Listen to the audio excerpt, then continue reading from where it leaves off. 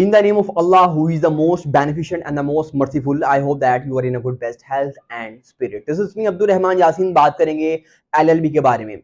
Scope of LLB, eligibility criteria of LLB, opportunities of LLB, and all about that we discuss in this video. So बिला ताखीर अपनी गुफ्तगू करते हैं आगाज. सबसे पहले हम जानेंगे कि LLB ये क्या चीज है. LLB दरअसल ये एक लॉ की फील्ड है. लॉ यानी कि कानून, शोबा वकालत को LLB कहते हैं. और अब जो डिग्री करवाई जाती है यूनिवर्सिटीज में वो BA.LLB यानी कि BA LLB करवाई जाती है. पहले 3 साल का लॉ करवाया जाता था, 5 साल का लॉ B करवाया जाता था, बट अब चीजें चेंज हो चुकी हैं. 3 साल का लॉ टोटल तौर पर बैन कर दिया गया है. कोई भी यूनिवर्सिटी अब 3 साल का लॉ नहीं करवाती. अब 5 साल का लॉ करवाया जाता है. पूरी यूनिवर्सिटीज, आइदर गवर्नमेंट यूनिवर्सिटीज और प्राइवेट, हर जगह पे 5 साल का लॉ करवाया जाता है. 3 साल का लॉ खत्म कर दिया गया है. चाहे आपने बैचलर किया हुआ है, आपने MA किया हुआ है, आपने BA किया हुआ है, आप अब 5 साल लॉ करेंगे. एक चीज तो क्लियर हो गई. दूसरी चीज आते हैं कि LLB का क्राइटेरिया क्या है. इसकी मैं स्कोप जॉब में बताऊंगा एंड पर. पहले हम बात करेंगे एलिजिबिलिटी क्राइटेरिया की.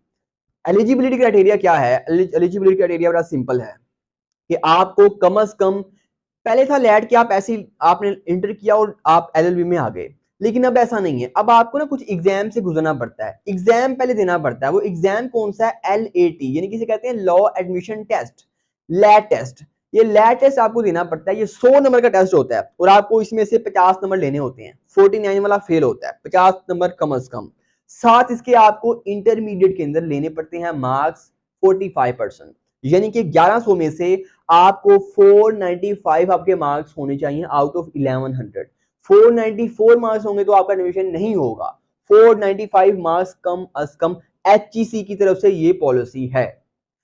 क्या हम प्राइवेट लॉ, बात का जो क्वेश्चन होता है कि हम प्राइवेट लॉ कर सकते हैं बगैर उसके लैट के? तो नहीं. Higher education commission, supreme court की तरफ से ये जजमेंट है कि आप कोई भी लॉ नहीं कर सकता लैट को पास किए बगैर.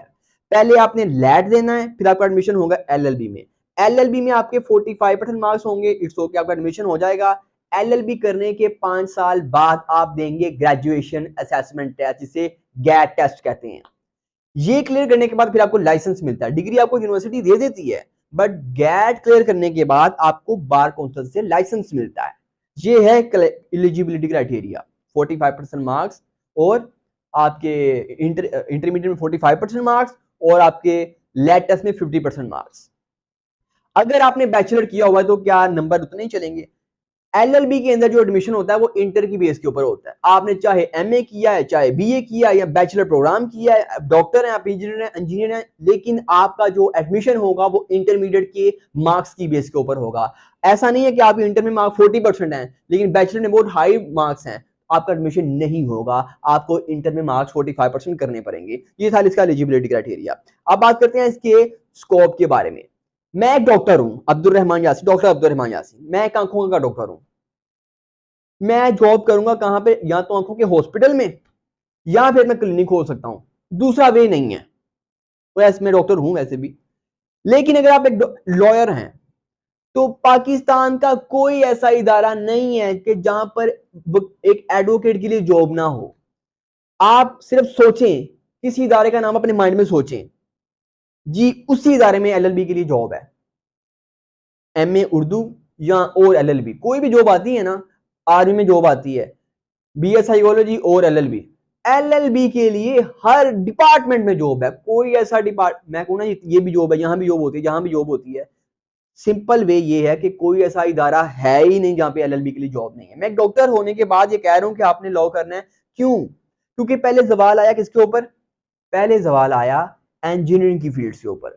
उसके बाद अब सवाल आ रहा है मेडिकल की फील्ड के ऊपर. हम समझते हैं कि डॉक्टर, हो डॉक्टर तो बड़ा काटते हैं, छुरी फेरते हैं और भी बड़ा पैसा कमाते हैं. अब छुरी हल्की हो चुकी है, वो फिर के ना छुरी, अब उसका वो जो है ना, वो काटने वाला वो खत्म हो चुका है. वो दोबारा तेज होने से रही, क्योंकि रियासत जो है ना, रियासत नाकाम होती जा रही है. कोई शख्स ये नहीं चाहता कि वो अपनी रियासत के खिलाफ बोले, but state become and person at state. रियासत मजबूर करती है कोई खिलाफ इसे बोले. Loyalty is the duty of every citizen of state. हर शख्स की जिम्मेदारी है कि वो रियासत के साथ पासदारी करे. लेकिन अगर रियासत के जिम्मेदार लोग मुल्क का बेड़ागर करें तो फिर क्या हो सकता है? एक डॉक्टर की मैं ये बात कर रहा हूं. मैंने लाखों रुपए खर्च किए एक मेडिकल की डिग्री की, और अब सूरत हाल यह है कि एक डॉक्टर को, एक एमबीबीएस डॉक्टर को 25,000 की जॉब मिल रही है। करोड़ों रुपए की, 1-1.5 करोड़ की फील्ड है एमबीबीएस, और जॉब मिल रही है 25,000 की। शेम, लानत नहीं है? 14 लाख बंदे, ये आज कल की रिपोर्ट दे रहा हूं, 14 लाख बंदे मुल्क छोड़ के चले गए हैं, क्वालिफाइड इस साल के अंदर। तो ये शर्म का मुकाम है हमारे लिए। क्वालिफाइड तो चाहिए होते हैं। मेरे और आपके कायद एडवोकेट कायद आजम मोहम्मद अली जिन्ना ने फरमाया था, youth is the backbone of nation. कौन जो यूथ है ना, यूथ, नौजवान नस्ल, ये कौम की रीढ़ की हड्डी है। बट रीढ़ की हड्डी के लिए कुछ यहाँ पे है ही नहीं है। रीढ़ की हड्डी कमजोर कर रहे हैं आप, रियासत कमजोर कर रही है रीढ़ की हड्डी को। लोग तलबा बैठ जा रहे हैं, क्वालिफाइड लोग बैठ जा रहे हैं। जिस शख्स को आप पूछेंगे आपके पास इतनी एजुकेशन, आप बैठ जाना चाहते हैं, अगर आप चांस पे ले जाना चाहता हूँ, यहाँ पे कुछ है ही नहीं है। एक डॉक्टर को 25,000 में रख रहे हैं आप, शर्म नहीं आती आप?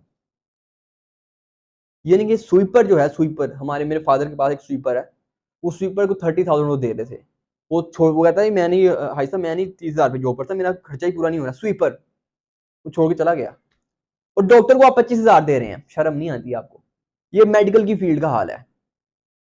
मेडिकल की फील्ड का ये हाल है कि 5 जॉब ऑफर होती है एमबीबीएस की, और कुछ 1,500-2,000 बंदा बाहर लाइन में लगा होता है। जवाल आ चुका है मेडिकल की फील्ड के ऊपर, इंजीनियरिंग पे जवाल आ गया है, क्योंकि रियासत की सूरत हाल वो हो गई है। लेकिन LLB is the father of all bachelor programmes. मैं एडवोकेट भी हूं ना, डॉक्टर भी हूँ, एडवोकेट भी हूँ, दोनों हुनर है मेरे पास। मैं ये होने के बाद कह रहा हूँ कि LLB is the father of all bachelor programmes. कोई ऐसा इदारा नहीं है जहाँ पे एलएलबी के लिए जॉब नहीं है, और ये 25,000 वाली नहीं, बड़ी हाई लेवल की। सीएसएस भी आप दे सकते हैं, सबसे बेहतरीन सीएस करने के लिए जो आपके पास सब्जेक्ट होता है ना, वो एलएलबी है। पीएमएस देना है तो एलएलबी करें, फौज में जाना है तो आप कैप्टन का रैंक दिया जाएगा, पुलिस में जाएं आपको अच्छा रैंक दिया जाएगा, एफबीआर में, कौन सा इदारा, मैं कितने इदारों का नाम लूं यहाँ पर बैठकर, हर इदारे में इसके लिए जॉब है, और हंस के लेते हैं। छोड़ें इस चीज को। मैं जब था इंटरमीडिएट में, मुझे मेरे दोस्तों ने कहा कि तू क्या करेगा, एलएलबी करेगा, अब फट्टे पे बैठेगा तू भी, यार फट्टे पे तो ना बैठो। बट वो मैंने कहा यार बाकी बात तो ठीक है, फट्टे पे बैठना पड़ेगा मुझे, मैं नहीं फट्टे पे बैठूंगा। मैंने मेडिकल फील्ड में चला गया विद द पैसिव टाइम। वो जो था ना पीछे, वो फोर्स होती है, नहीं नहीं लॉ करना है, लॉ करना है, मैंने लैट दे दिया, फेल हो गया मेरा लैट 1 नंबर से। रीअटेम्प्ट किया, अच्छे नंबर आए, पास हो गया, मैंने एडमिशन ले लिया university of management and technology में। एडमिशन लेने के बाद लॉ कर लिया। लॉ में जो स्कोप है, किसी फील्ड में स्कोप नहीं है। ये जो फट्टे कहते हैं, फट्टे लगाने हैं, दरअसल मेन चीज सोच होती है। वासिफ अली वासिफ साहब का जुमला, बाद लोग बड़े गरीब होते हैं, उनके पास पैसे के अलावा होता ही कुछ नहीं है। पैसा होता है, उसके अलावा होता ही कुछ नहीं, इतने वो गरीब होते हैं। इसका मतलब पैसा मेरी गरीबी नहीं है, आपकी सोच है। वासिफ अली वासिफ साहब का जुमला है, वो अमीर है वो शख्स जिसके पास कोई बड़ी सोच है, जिसके पास कोई बड़ी सोच का सारा, it's a power of mind, not the power of money और the physical power, it's a power of mind. दिमाग के साथ खेलना है आपने। दिमाग के साथ आप छोटे होंगे, दिमाग के साथ आप बड़े होंगे। आप देखिए, मैं पहले क्लियर और कट बता दूं, मैं कुछ नंगी बातें कर रहा हूं, शायद बुरी लग जाए। जिस शख्स की मजबूरी है ना, अब जिस अकेला भाई है, यहाँ हालात ऐसे अनपढ़े हैं, अब उसको कमाना भी पड़ रहा है, जैसे लो कि अब घर वाले ने कमा कमा, एलएलबी में आप फौरन नहीं कमाएंगे भाई। अब क्या होता है, वो अब जरा घर में आपने कुछ देना है, वो क्या करता है, वो आईडी कार्ड फंसाया, उसने आईडी कार्ड चलान फंसा है, किसी बाइक फंसी हुई है, किसी की छोटा मोटा कोई इशू है, अब वो इन चक्करों में पड़ जाता है। चले 1,000-2,000 मिल जाएगा। अब उसकी पहचान डेवलप होना, यहाँ से उसकी पहचान डेवलप होती है। वो भी फट्टे से आप कितना ऊपर जाएंगे, आपने काम छोटे पकड़ने शुरू कर दिए, क्योंकि आपकी मजबूरी थी, आपने कुछ अर्निंग करनी थी। बट वो शख्स जिसकी मजबूरी नहीं है, वो उसको पता कि यार 1 साल नहीं भी कमाऊंगा तो it's no issue at all, मैं इधर से नहीं कमा लूंगा और अपना काम चला लूंगा, क्योंकि मैंने बड़े केस पकड़ने हैं। यहां से आपकी पहचान बढ़ेगी, you are the big lawyer. हर शख्स तो फट्टे पे नहीं बैठता। अभी मैं कह लें कि अभी मुझसे जो मोस्ट सीनियर है, मुझे कॉल करते हैं, तो कोई केस है तो दे दो, because I am social media activist. मेरे पास फ्रांस से केस आते हैं, जॉर्जियो से, यूरोप की कंट्री से जो केसेस आ रहे हैं।